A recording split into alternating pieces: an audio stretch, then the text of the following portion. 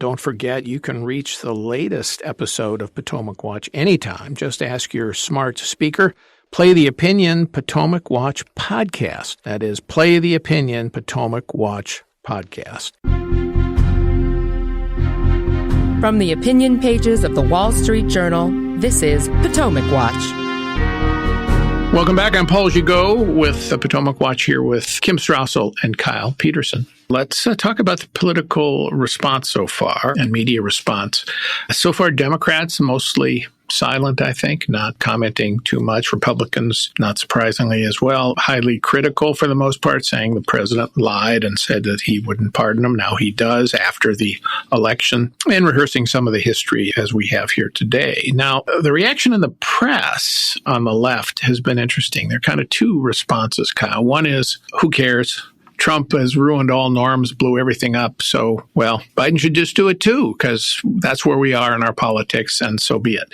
The other reaction, I think, is more honest, and it's basically that, well, if Biden does this, Trump is going to just go to town in his next 4 years, and every time he pardons somebody, family, friend, business associate, whoever, he's going to say, well, Joe Biden pardoned his son. I can do anything. Yeah, here's the Donald Trump Truth Social post already. Does the pardon given by Joe to Hunter include the J6 hostages who have now been imprisoned for years? Such an abuse and miscarriage of justice. And I mean, President Trump was probably going to do whatever he was going to do on clemency for January 6th protesters, rioters. It might depend on the specifics of each individual case, what you want to call them. And it's true also that for a long time, neither party has had completely clean hands on this. President Trump in his first term pardoned Steve Bannon, for example, pardoned Charles Kushner. I mean, I do worry that we are going into a bit of a spiral of politicized justice and then politicized pardons, and they're reinforcing each other all the time.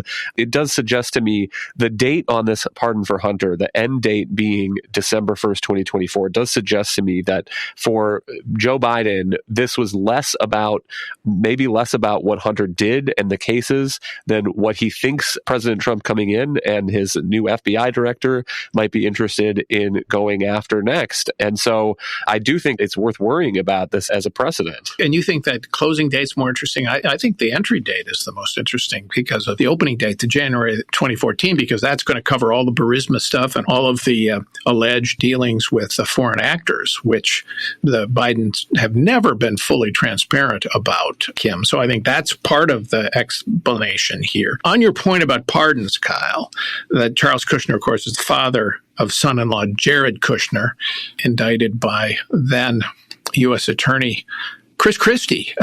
And one reason I think Christie never became Attorney General in the first term. See, Bannon, Roger Stone, Trump pardoned various bad actors. Kim, is there any doubt now that Donald Trump is going to commute the sentence of most of the January 6th rioters, maybe all of them? I think maybe more like Kyle, that he'll do it on a case-by-case basis. I think it's harder to argue for some of the people that ended up in the Capitol, trashing things, breaking through doors. I would like to hope that he doesn't go there.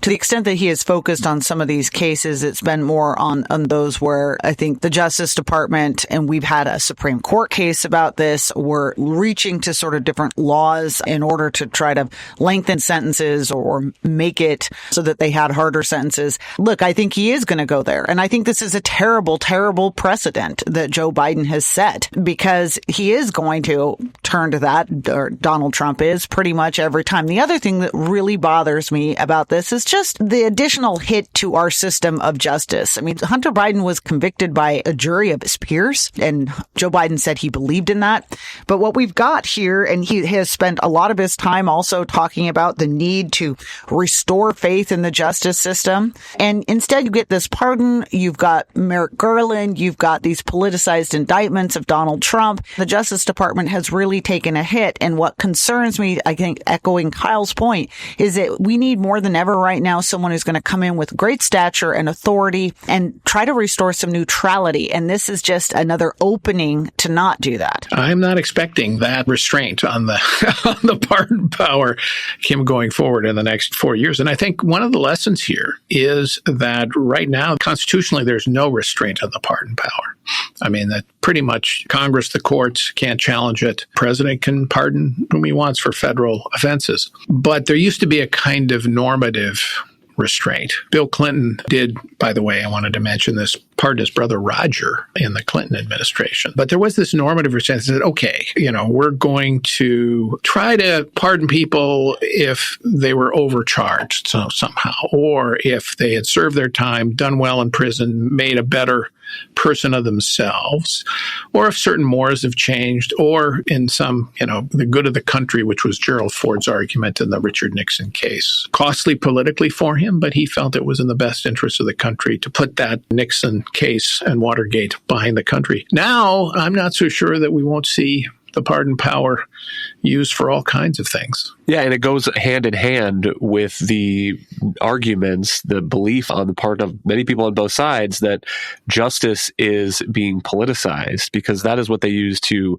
justify the pardon power. One side says, my political allies are being prosecuted unfairly by the Department of Justice that is being operated as a political weapon, and so that's what justifies this round of pardons. And then they flip sides in 2 or 4 years. What we really need here, and not that we're likely to get it in the next 4 years, is somebody coming into the Justice Department who can restore that trust and that belief in the ideals of Lady Justice with the blindfold on and the scales, which are level. Well, that's a pleasant thought, but I'm not sure we're going to get it. All right. Thank you, Kyle. Thank you, Kim. Thank you all for listening. We're here every day on Potomac Watch, and we'll be here tomorrow as well. Thanks for listening.